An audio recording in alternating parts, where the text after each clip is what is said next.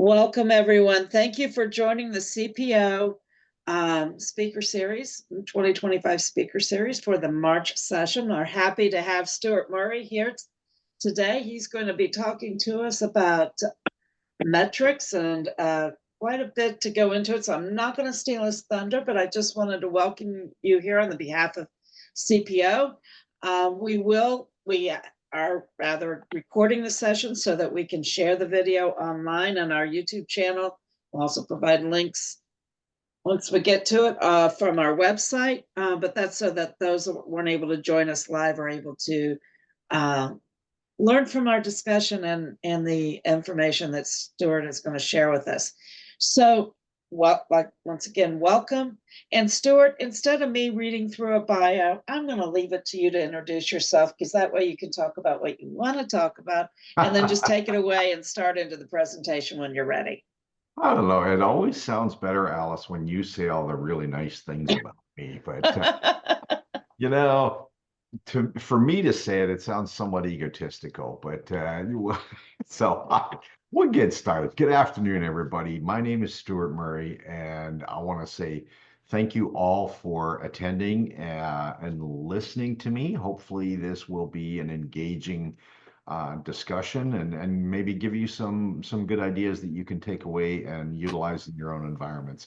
To Alice's point, I currently work for JPMorgan Chase and responsible for our resiliency, governance, and compliance within one of the towers of our business. I've been in this industry now for probably way too many years that I don't want to count, but it's been around. I've been around a while, and over the course of that time, I've been really engaged for a lot of it as an independent consultant, which has given me a great deal of opportunity to spend time in various industries and various different businesses and really build up a pretty nice book of best practices along the way, some of which we're going to share today. So really, without further ado, let me get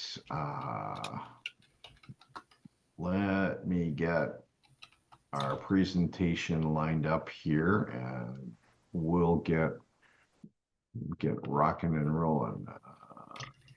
And while you're doing that, I just want to say thank you for raising your hand and wanting to come speak with us here at CPO. We were thrilled to have you. So thank you very much for being here.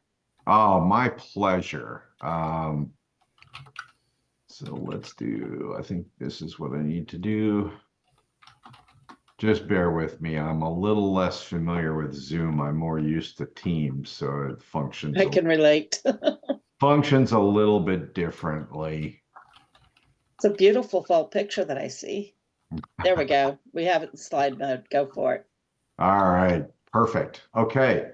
So I noticed that we don't have a huge audience here today, which I really kind of enjoy. Large audiences are great, but it's hard to interact on a personal level. So smaller audience is always a little bit more appealing to me from an interaction. So let's do this as far as questions are concerned. If something comes to mind, Alice, I don't know if you have the ability to monitor attendees to see if somebody's hand goes up, but if you want to I can do that. Use the raise the hand feature, and we can have you speak up when you're ready. That would be perfect. And yeah, if you just let me know when there's questions coming up, then we'll just take them as we go. And if it turns out if a question is going to be fairly lengthy, then what I might do is punt, and we'll push it to the end and deal with it then, so that we don't get too far off track. But absolutely feel free to jump in. So what we're going to take a look at today, and this topic you're going to find is really near and dear to my heart. But one of the biggest challenges, well, maybe before we get too far into the challenges, here are the key areas that we're going to take a look at. So we're going to talk about some of the challenges that we uncover in our roles in our industry with reporting and program development and getting our stakeholders engaged and what have you. And so we're going to talk about those. We're going to talk about the constituents that we need to identify. We're also going to spend some time diving into KPIs and metrics. And I know all of you have heard these things before.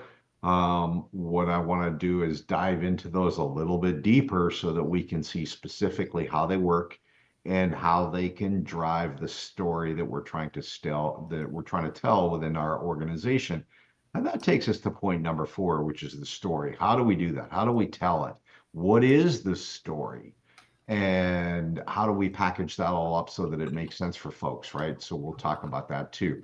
And then we'll kind of bring it all together in a nice little package so we can wrap it up and say, how do we tie all this together and make it a sustainable function within our organizations going forward? So key challenges, and I'm sure that we can probably add to this list, but 3 of the major ones that I've uncovered over the years. We've got a challenge with effective engagement. We have a challenge with visibility, and we have a challenge with output. And to get into those a little bit more specifically, the engagement, it's always easy getting stakeholders lined up at the beginning, but how do we continue to keep them engaged and participating in the process as we go forward? And also part of that is how do we demonstrate a business value? There is everything that we do within an organization has got to have some value to the organization, and those key stakeholders need to understand what that is. So we're going to dive into how do we solve this a little bit and make that part of our repertoire to help build that up. And that goes into the next point now, which is visibility. How do we consistently get that visibility? How do we measure what we do? How do we display progress of what we're doing? And again, I'm going to tie it back to the previous point, which is adding that business value and keeping those stakeholders engaged, right? So all of this is going to come together to make some sort of consistent messaging capability, if you will, that we can push through our organization. And finally, really big challenge here is output. Quality improvements over time. Everybody has seen, I'm sure, a case of looking at what different departments produce in the way of their business continuity or recovery plans or crisis management plans, whatever it might be that you're working on. But how do we take a look at that, and how do we determine what a consistent level of quality should look like? And then how do we measure that so that we can then determine, are we making progress? And if so, how much progress are we making over time? And again, that ties back to our business value, and how we're driving that success forward. So if we talk about, one of the first things I mentioned was those stakeholders or constituents, right? Everybody's had some ideas about who needs to be engaged at some level in the resiliency program. And I'm not going to talk specifically about business continuity or disaster recovery or crisis management. I'm going to kind of lump all of that together into our resiliency program. And, we could even include GRC as part of that, risk management. There's lots of different things. And in fact, some of those people are going to be some of those key stakeholders and constituents that we're talking about. But I bring this up, not that I'm assuming nobody's known this before, but I bring this up as kind of a reminder that we need to be a little broader in our perspective about who we include as a stakeholder. I've had the experience with programs in other companies previously where they've really kept the stakeholder loop pretty small.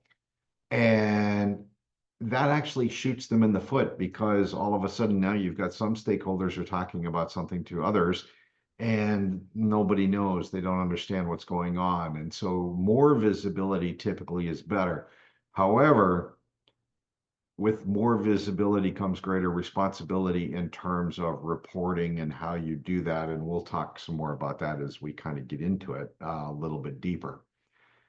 But keep in mind, takeaway from this, takeaway, we want to take a look at a number of different stakeholders, and it's important to understand who and what they are.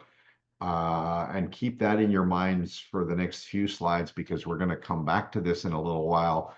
And I'm going to dive into some detail about why understanding what kind of stakeholder somebody is. There's some value in knowing that and the differences that are there. KPIs and metrics, key performance indicators. Well, these can be almost anything to anybody. And I will give you some examples as we go through this presentation, very specific examples that I developed for an organization previously. Well, what I put in place at one company might not fit at another. So the key thing here with KPIs and metrics is within your own organization, somebody can give you a bunch of samples and ideas, but you've got to find the things that really make the most sense for your organization. What personalizes it for your organization, and how do your stakeholders want to see it, and how do they agree that, yes, this makes sense? So in order to really develop a solid base and have a meaningful story that you want to be able to tell, developing these KPIs and these metrics is going to be probably job number one, right? Let's really define this. So there's several points you've got to go through here in order to come up with some good KPIs and understand all of these things in order to be able to produce an output that's going to be valuable to the organization. So key elements here we want to talk about: define the measurements. What are we measuring? And a really great example I find that goes in here is, and I've seen this in lots of different organizations, and somebody will say, well, we do 100 BIAs every year. That's a metric. What does it tell you? It tells you that they're probably busy, right? But what does that provide in the way of business value? How does that tell the story of what is our continuity or resiliency program doing for us? So rather than identifying here's a thing we can measure, and if it goes up, that means we're busier, and if it goes down, it means we're less busy. Let's take a look at what is it that we're trying to tell. What longer term story do we want to get in front of our key executives and other stakeholders? Now, once you've identified what that needs to look like, you work your way backwards and start to define, okay, how do we measure? What different things do we need to measure to help support that effort? Stakeholder needs. This is where conversations with your key stakeholders are absolutely going to be vital. You need to be able to have a conversation with them, find out what they really need, what makes sense, what helps them drive their business decisions. And understanding it from their perspective is what's going to help you determine for a particular set of stakeholders the way to tell the story to them. And understanding how your consumer or your recipient of your information processes that information and what they do with it is going to help you tell a better story, which ultimately will help your program success, because you're going to have stakeholders now who have a much better understanding of what it is that you do, how you contribute overall value to the organization, and how you support critical business operations or critical business initiatives. And all of the tying that all together is absolutely vital.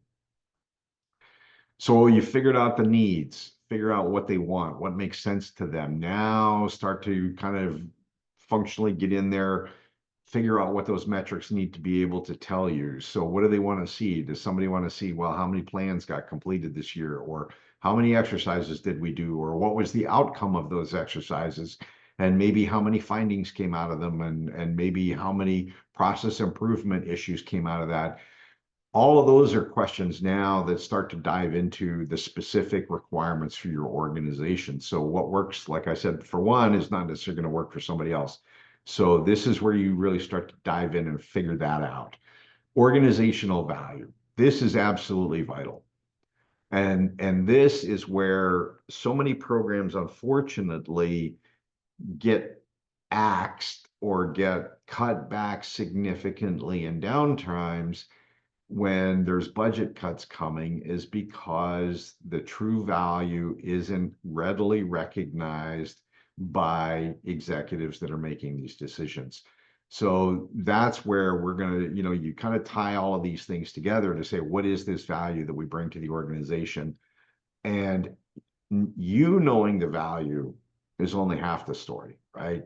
You've got to be able to articulate that value proposition to those key stakeholders so that they understand it as well and will then support it even in a downtime. Part of your value proposition is kind of covered in the next point here. We're talking about quality. This I kind of brought into the whole thing because it's been a industry question for years now, is how do we measure the quality, or how do we define it in terms of a continuity plan? What does a quality plan look like? That's always a hot topic at DRJ and the other conferences. So how do you define it? How do you measure it? Those are important components. And we'll dive into some very granular specifics about how we do that, some examples of how we can do that. Progress tracking is also key. And this is going to be valuable for a lot of your stakeholders, because anybody that supports your program is going to want to know, where did we start? What does good look like? And are we, when do we finish? And that's always the question, is when do we finish? Well, we don't actually finish. That's not the kind of program that it is. It's not a project, it's a program. And so it's an ongoing process, but you can still track progress. You can say, this year, these are our key objectives for this year, or initiatives, and here's our progress to date against those particular initiatives. Next year's roadmap looks a little bit different. We're going to encompass this other component. So those are things to take a look at. You want to have a rolling roadmap, and then you want to be able to track to those specifics. Last, but certainly not least, is improvement and maturity. And this is always another big question that I've seen coming up at different conferences, is program maturity. How do we determine maturity? And one of the more common approaches to that is to do benchmarking and look at, well, we're a manufacturing company, so how do we stand up against all the other manufacturing companies that are out there? And there's limited value in that, because every organization is different. So think about your maturity. I would argue that your program maturity probably needs to be measured from within. You need to be able to say, well, how did we look yesterday versus today? Have we improved? Have we moved the needle somewhat? Yes, great. Then we're improving towards our goals.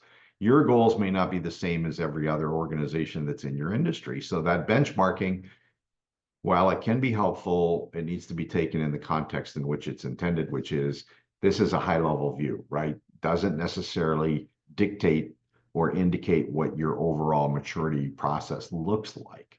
So key things to keep in mind there. All right, so we talked a lot about metrics. Now let's dive into some samples, and we're going to get into some real specifics. And so I'll start by giving you an overview of kind of what we did with a program that I was running at a previous company. Our primary objective here was to really kind of measure three different things. We wanted to make sure that the recovery plans were being completed to the degree that we required. We wanted to also take a look at quality, and quality measurements in a manufacturing company is a big thing. Everybody looks at quality of everything. So that was a measure that was designed to do two things. One was actually measure the quality of the plans that were being documented and tested, but also to get us some visibility at the stakeholder level, which when we started talking about quality versus completion, people sat up and took notice and they said, oh, well, what does the quality look like and how do you measure that? And they were starting to get a lot more engaged when we were speaking a language that they understood. And then compliance, ultimately, for our organization, we wanted to ensure that we had a policy. The requirements were in the policy. We wanted to make sure that we were measuring that compliance to those things, because ultimately that affects the other areas of the program as well. So those, keep in mind those three things. And then what we did with each of those is we broke them down into specific points of measurement. You can see on the slide here that we've got for completion, we had 16 unique components that identified whether a plan was complete or not. Quality, we had 20 different quality measurements. And then compliance, we had 6 different compliance measurements. Now, all of this, I'll give you a hint now, all of this based on some fancy math, which we'll get into later, all rolled up into a very simple scoring system that everybody could understand. And it worked on a red, yellow, green basis. So if you had a certain score or you were below a certain score, your program was red. If you got above that, up to a certain point, you were yellow, and then anything over above that was green. And so it allowed people to focus very quickly on areas that needed attention. So we'll see some more detail on that a little bit later. But first, let's take a look at these 16 different metrics that we developed and utilized for plan completion. So as you can see on the right-hand side of the screen, we have 16 different milestones that were important to us. Now, keep in mind, a lot of this is, like I said previously, this was designed for one particular organization. So yours, it might be a little bit different. You might want to reconfigure that list. It might be 10 items. It might be 20. But it gives you an idea of kind of how we did it and what you can do with it. And then what we did in order to come up with the scoring, so you can see over on the left-hand side, if a plan owner went through and they got all 16 of these items completed, then they would get 50 points towards their plan score. And then in addition, if they had a recovery strategy defined, they got an additional 35 points. And if their plan was approved by the next 2 levels of management, they got an additional 15 points for that, giving you a potential total of 100 points. I came up with this system because everybody just intuitively understands the 0 to a 100.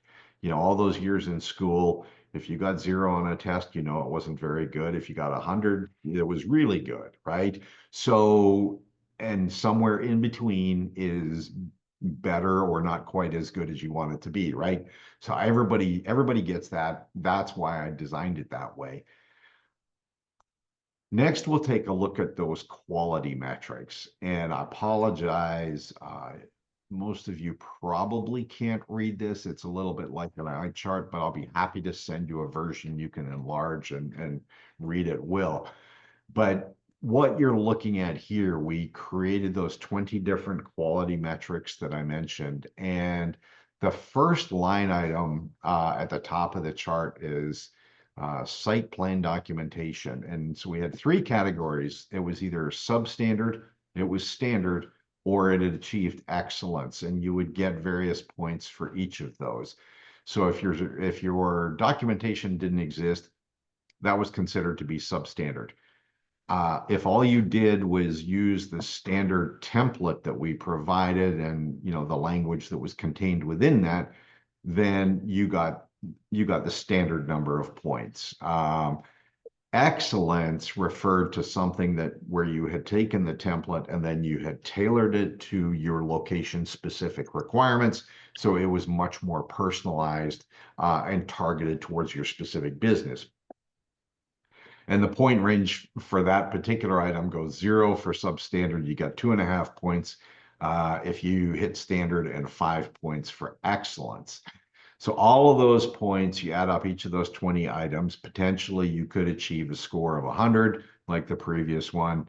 And if you were standard for everything, you'd get 50 points and 0 for substandard. So the quality part, and because it defines specific items and what should be included, this is where we were able to really determine a level of quality. Now, keep in mind, some of the quality review is somewhat subjective because it's not quite as measurable as we would like. And that's just kind of the nature of the beast. But this will take you a lot further down the road, I think, than a lot of other things that we've seen in the past. So there's item number 2 in terms of looking at our plan. So we've looked at completion, we've looked at quality, and next comes our compliance, which is the third item that we had on the list. And Hey, here Stuart. what we've got. Stuart, quick question. There's Yep. been a question that's come in, if you'd be willing to share the slides with everyone after the presentation is done. And I just thought I would ask. Yep, absolutely. All right, thanks. You bet. So moving on to our compliance, and this is the third and final of the 3 categories that we had that we were looking at. And again, like everything else, we developed a scoring system for a number of points. So what we're getting here, we had six different items for our compliance metrics that we were tracking. And we determined that in order for everything to be within or considered compliant, you had to meet these particular objectives. So your plan score had to be above 74 points. And I can tell you now that the amount of work that we put in determining the scoring breakdowns about how many points is considered good, not so good, and what have you, that took a fair bit of work. And what we did is we played with all kinds of different scenarios about, what makes the most sense, what doesn't make sense, and we played with different ways of adding up the points. And that's how we really kind of got to this level. So there was a lot of work that was put into that. You'll have to do the same thing within your organization, is play around with the numbers to see specifically what makes the most sense, and is it something that's sustainable over time, right? So there is a little bit of effort that's got to go into doing that. But so plan score, you need 74 points or above 74. So you would need 75 or better. You completed an exercise within the last 12 months, you get some points for that. Here was a major challenge that we always had, was getting an after action report completed within a reasonable time frame of the last exercise. And what I ultimately ended up doing was putting this in the policy that you had 30 days to complete your post-exercise report. If you didn't, you had to do the exercise again, or you were just out of compliance. And that's largely because in this world, people don't take great notes a lot of the time. And so you're relying on memory. And to get an after action report that's older than 30 days, typically that means somebody's forgotten something. There's going to be items that get missed. And it really diminishes the value of what you're receiving. So that's where that 30 days came from. And we got pretty hardcore about that with some serious consequences. And once people got over the initial shock, it actually worked out pretty well. And the next item is the parent plan review. So we had a parent plan, and then we had sub plans underneath it. So a parent plan review needed to be completed within the last 12 months. And those child plans needed to be completed within the last 12 months. You'd get points for that. And all of it, even though you could do a review, you got to make sure that it's updated. So whatever mechanism you have for going in and updating these plans, not just a look, but an actual update of, hey, we updated applications that are in use, or we updated business departments, or whatever it is, but making sure that gets done. That all tracked into our compliance. So again, like the other 2 categories, you're getting almost 100 points, or you can get 100 points, pardon me. So here's how we score. This and the ranges here, like I said, this took a little bit of effort. We played around with this a lot. We've got hand up. Question? Let's take it. Hey, question about the after action report. Yep. Is that created by the business continuity department, or is created by the? Are you saying the team that participates in it? They create it. The team that runs the exercise, what we did is we provided them a template with examples of content and the different pieces of information that needed to be in the after action report, but we made them drive it and we made them complete it, because they were, in our world at the time, they were the people closest to the exercise and closest to the organization that was doing the exercise. So it just made the most sense. Okay, thank you. Yep. All right. So our point calculations, you can see on the left-hand side the ranges that we came up with, and there's a good reason for doing the red, yellow, green. It's largely what people are used to, like the scoring of 0 to 100. It just makes sense to people. Red needs some kind of attention. Yellow, okay, that's on the periphery. I need to pay attention to that a little bit. Green is good. I don't have to worry, right? So it helped us drive the focus by doing that. And you'll see later, I'm going to show you a sample dashboard that we created. And that's where the colors really come in, because it shows you, oh, this is red or this item is yellow. But what we did, we broke our score up into two categories. One was a plan score, so you could compare one plan to another very easily. And then what I did is I rolled all the plan scores up into an enterprise score. So at any point in time, the CEO of the organization could go and look at the dashboard and see our enterprise score is 83 out of 100, which is good. That's in the green. He's happy. The board is happy. Obviously, you're not at 100. Are you ever going to get to 100? Probably not. If you are at 100, then I would argue that you need to do a little bit deeper dive and determine what it is that you're missing, because your environment should be changing on a regular basis if your organization is still healthy. And that means that your program needs to keep up with that. So that's something to watch out for. So is 100 great? 100 is fantastic. Do we get to 100? Only temporarily, right? And maybe only at the plan level, but never at the enterprise level. So that methodology makes sense for everybody. And once I explained it, everybody kind of goes, oh yeah, okay, that's good. So what we did, because out of the three things getting potentially 100 points each, completion, compliance, and quality,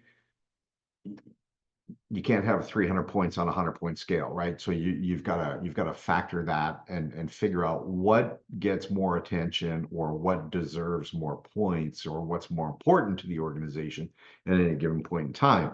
And so what we did is we did our calculations, and completion, as you can see, so your plan is complete.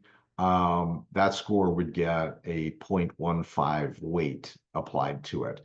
Compliance, 0.05. And that gets compliance got a much lower score because your plan could simply be out of compliance by being 366 days since your last exercise, right? Or maybe 366 days since the last time you updated it. Does that really significantly change the quality of your plan? No, it does not. The fact that you're out of compliance by a day, which, you got to draw the line somewhere, right? So that doesn't significantly change things. So we gave that a lower weight. Quality, as you can see, got a really big weight. For our organization, was manufacturing. Everything was really based on quality. That was a huge deal for us. So that got a fair bit of weight. And we would rather see higher quality than compliance or even it being totally complete. You know, so there was some argument there that quality was paramount over everything. Your organization may be different. So that's where you get to play with this a little bit and figure out what makes the most sense for you. And then, so that drove that formula that you see there, that drove the calculation of the score for your plans. And then your overall preparedness or the enterprise score, what we did is a similar weighting structure. We had 3 tiers of locations, and all our plans were developed by location. So what we did is we categorized them by tiers. Tier 1 was those were our heavy hitters, the biggest sites.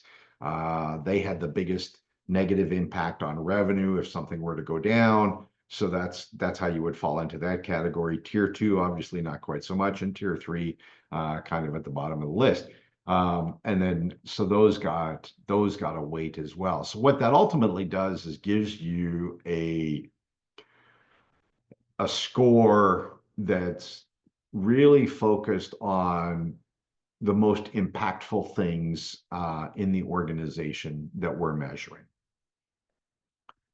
Okay, we've spent a bunch of time talking about metrics, scoring, what have you.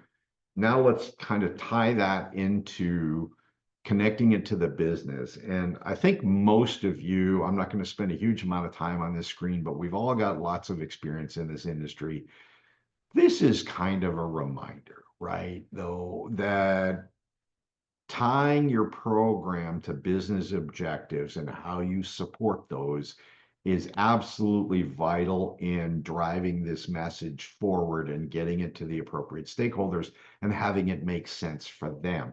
So what I did here is created this chart to show here's what a business objective is. What is it? How do we do, or how do we impact that? And the other things that can factor into that.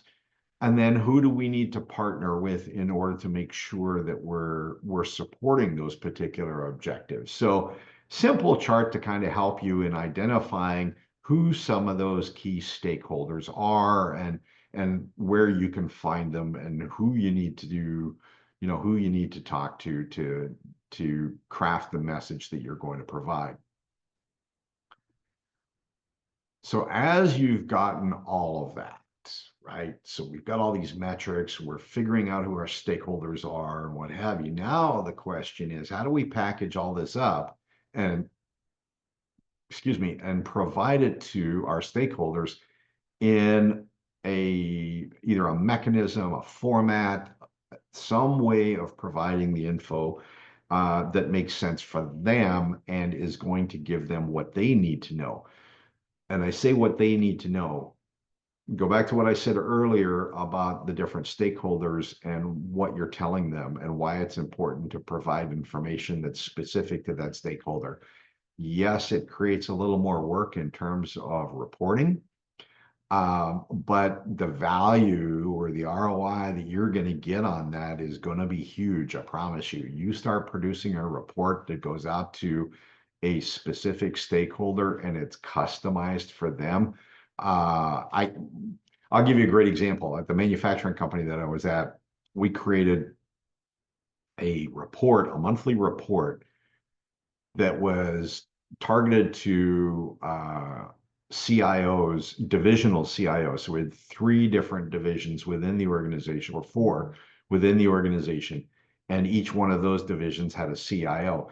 Each CIO was really focused on their division. They didn't care too much what somebody else was doing in theirs, other than it would be interesting to know if there was maybe overlap or if there was some point of comparison. And so what we did is we created these reports specifically designed for each CIO, and they had information that was tailored to that particular CIO. And we sent that out. It was an automatic report. I had it created automatically. We had a system that did that. Emailed the report out to those CIOs on the first day of the month. So they knew the first day of the month, every month, they were going to get this status report, and it would show them exactly where they were from their resiliency program development. and would highlight areas that needed attention. Well, I started getting a lot more phone calls and meetings with those CIOs because they would call me up because the report can only provide so much information, and they would maybe want to understand a little more detail why something was yellow or something was red. You know, why isn't that where we need it to be? That's a longer conversation. But they started to inquire. They would be reaching out to me to get this information. And it was really helpful because then they knew exactly what was going on. They'd be able to share with whoever they needed to internally. So this actually, that kind of reporting drives a lot more engagement. So you got to be ready for that. Be prepared, make sure that you're providing the information that they want.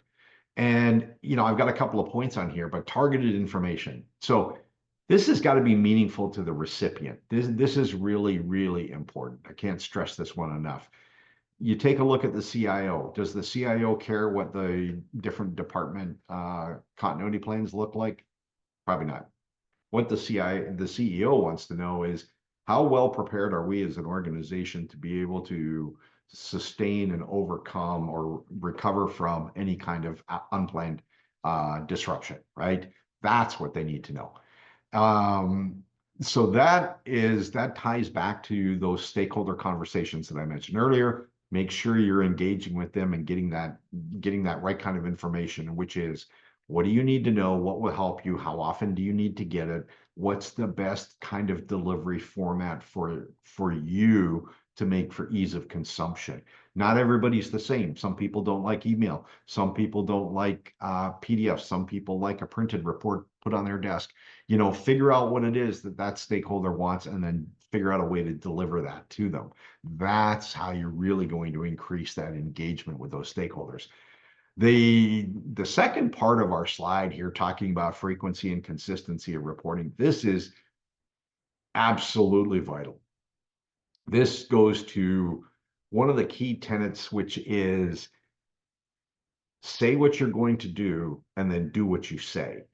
So find out from your stakeholders, how often do you want to see this? Here's an example of what I'm going to provide, and we'll tailor it as necessary, but this is an example. How often do you want to see that? How often do you need it as part of your normal business operations?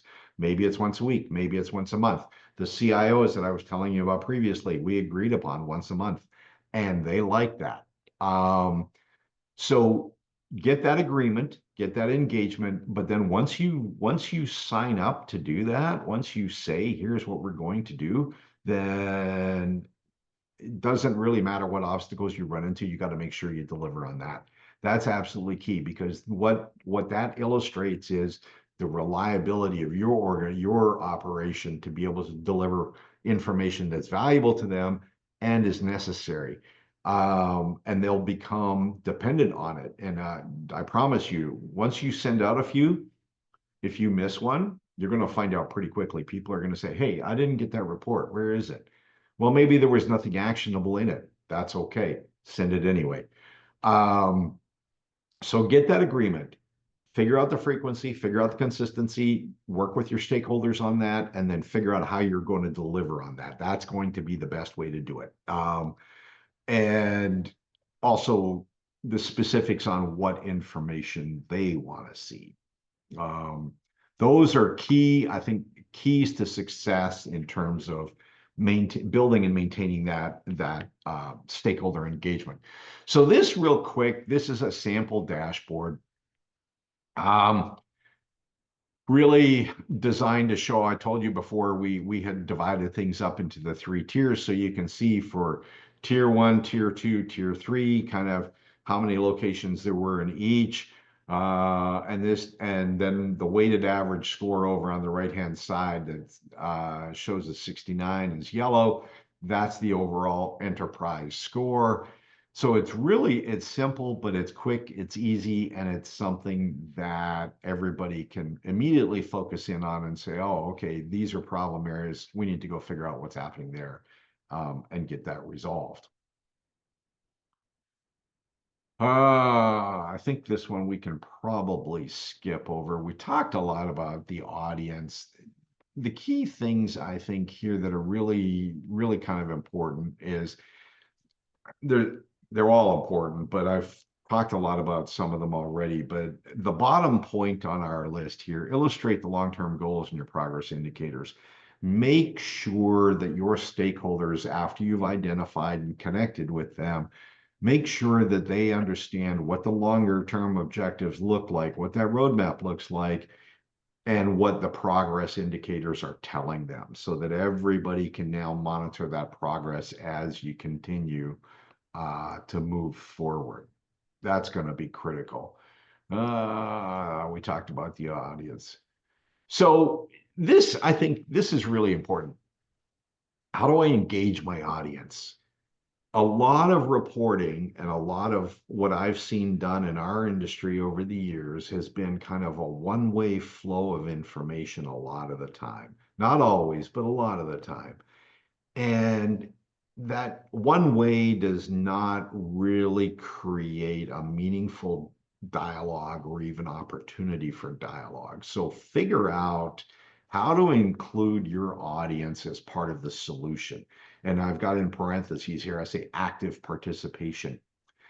They might not be actively engaged on a day-to-day basis, but perhaps that's on a quarterly basis. Maybe what you do is you set up a quarterly meet and greet, or you do a lunch and learn, or you do maybe it's just a 30-minute state of the nation presentation to all of your key stakeholders, and it gives them an opportunity to see where you're at, where you're going in terms of your longer term roadmap, and gives them an opportunity to ask questions or comment on things, or maybe bring up new items for consideration. The how does your audience want to be included in that life cycle? So I talked a lot about finding out from your stakeholders how they want information to present it to them. Find out from them too, while you're at it, how do they want to be engaged on a regular basis? Because if you get that point across early in the relationship that, you know, you're not a passenger here, you're actually engaged in this process. You're going to be part of the solution, and here's what I need from you on a regular basis. So figure out how to make sure you get them included. The vision. Communicating vision is always a challenge, because the longer term vision and the further out in the future it goes, the less clear it is. It's always a little fuzzy, right? So start small. Think about what are we certain that we're going to be really got a good shot at completing this year. Let's start there. And then how do we expand that a little bit to include some improvements for next year and the following year, and do a rolling kind of strategy like that. But make sure that, you know, the old saying, right? You can't eat the elephant in one bite. You got to start one bite at a time, right? So think about it from that perspective, right? We got to start small, figure out, okay, these 3 building blocks we're going to knock out this year, and then 4, 5, and 6 we'll do next year, and so on. Alignment. This is kind of key. The alignment and the strategy, kind of a little bit different ways of looking at the same thing, but ultimately corporate initiatives. This is where we're tying back to that whole concept of value for the organization. How do we support the organization's initiatives?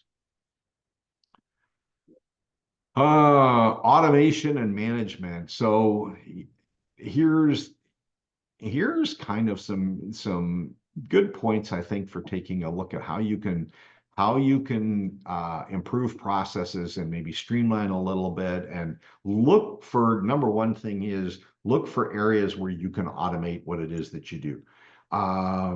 And that, I think, is going to be as valuable as anything else, because it provides an opportunity to streamline a bunch of efforts, save you some time, and then particularly if you can get away from some of the sort of lower level administrative type functionality that we all get stuck with. And if you can automate that, then figure out, now I've got freed up time, I can add value elsewhere through data analytics or something else that I can help a department or a business unit with.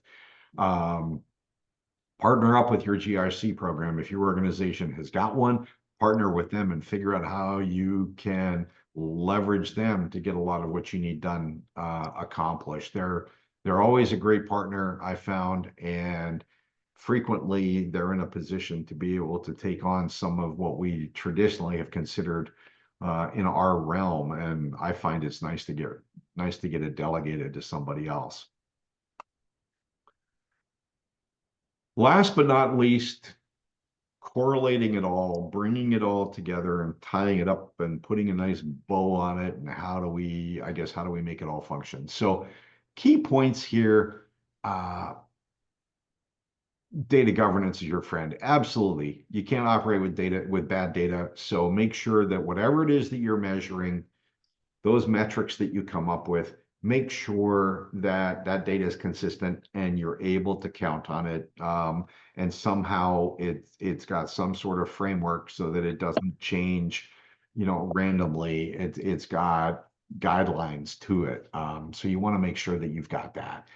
KPIs are going to guide your journey. So the KPIs are really, I think, pretty valuable in terms of you're working to a KPI, and that KPI is going to be tied to a business initiative somewhere along the way. And there's your thread that goes right from a business initiative or objective all the way to what you're doing, and making sure that, yes, I can demonstrate that what I'm doing, what my program does, supports these key initiatives. So do that through KPIs. It becomes a standardized process, and everybody, stakeholders primarily, will understand that and look forward to that as a foundation. I think, if I'm going to pick on one here that I think is probably more, well, I don't know if they're more important, but one that certainly requires, I think, some effort and a little bit more push from all of us, and that's deeper integration with business stakeholders. I come across this topic a lot at different industry conferences where people are, well, how do I get engaged? How do I keep people engaged? It's a big question. The way to do it is you got to get deeper into the business. You need to spend more time with them and figure out what challenges they're facing.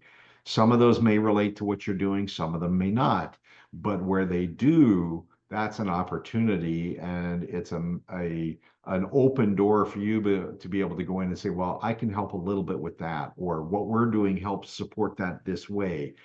That integration is absolutely vital, and the deeper it goes, ultimately, the better integrated your program is going to be in the business, and it's going to be better understood at a higher level throughout the organization. So I would, if I were to do anything out of everything I've said today, I would start there. If you're not already doing it, then that's a great place to get started. And with that, we'll take any additional questions.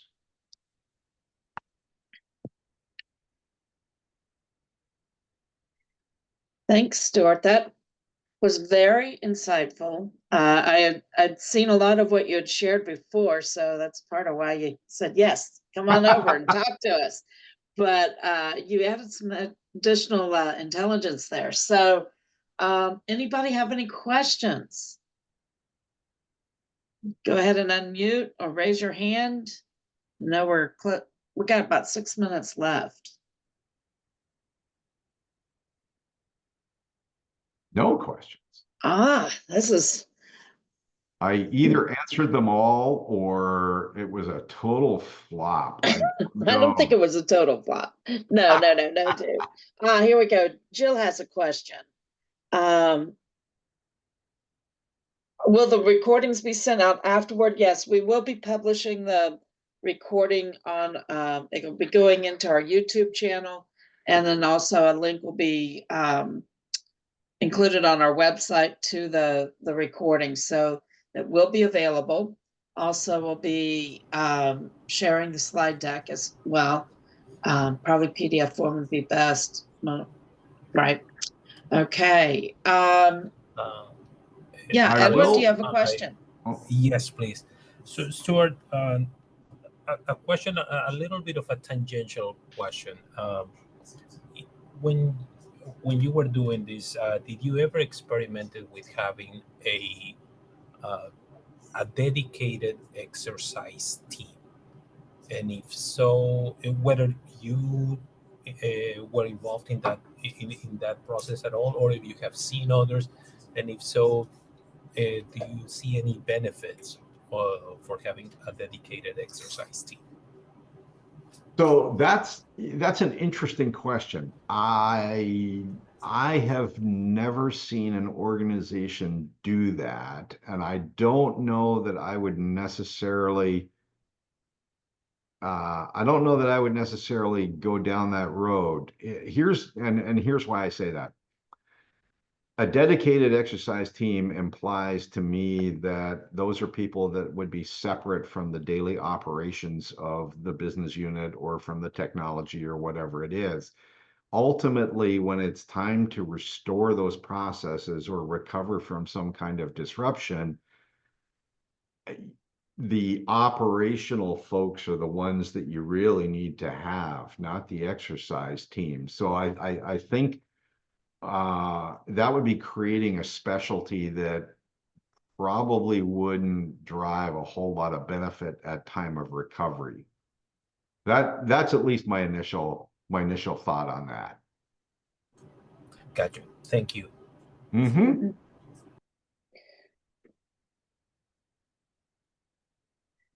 Any more questions?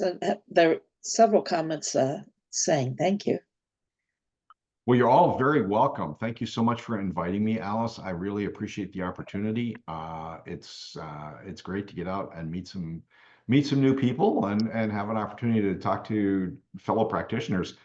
My last comment is that in the slide deck, the very last slide has got my contact information. So assuming this is members only content, feel free to reach out to me via email if you have questions or more questions about the content that I've provided, or even about some of the ideas that I've presented. I'm happy to respond anytime.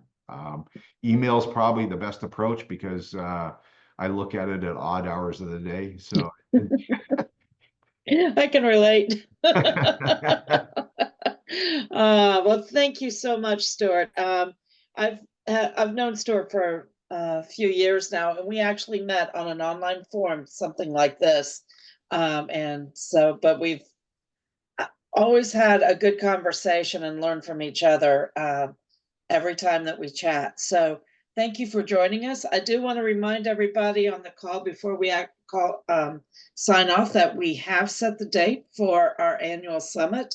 It will be held September 19th in Columbus. It'll be from 10 a.m. to 4 p.m., pretty much as we normally do, but we'll be at Cohatch Polaris location. So we'll be sending out the call for speakers before long, but we do expect to have a really good time again to just get together in person. In the interim, we will be continuing our speaker series on a monthly basis. I'm not sure who the April speaker is yet because I'm actually treasurer. I'm not one of the program directors, but I've been, you know what, I know people, so and bring people in to speak with all of us. So I want to say thank you for joining us. Stay tuned, watch our LinkedIn page, watch your email for announcements, and we will be getting more information out to you before long. Any other questions before we close for the day?